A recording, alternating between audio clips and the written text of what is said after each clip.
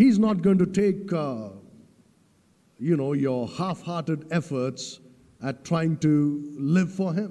నువ్వు అసంపూర్ణమైనటువంటి విధేయత చూపించి ఆయన కొరకు జీవించడానికి ఏదో రకంగా ప్రయత్నం చేస్తుంటే అది లెక్కలోనికి రాదు.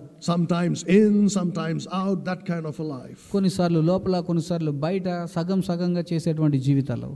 Keeping Jesus Christ out of your life. నీ జీవితంలో నుంచి కొన్నిసార్లు ప్రభువైన యేసుక్రీస్తు వారిని బయట ఉంచడం. That's not going to do. అది మంచిది కాదు, దానివల్ల ఉపయోగం లేదు. He will put firstly a desire for Himself in your heart. నీ హృదయమందు ఆయనను గూర్చినటువంటి ఆశ, కోరిక దేవుడు మొట్టమొదటిగా నీ హృదయంలో ఉంచుతారు. Look at Psalm 73 and verse 25.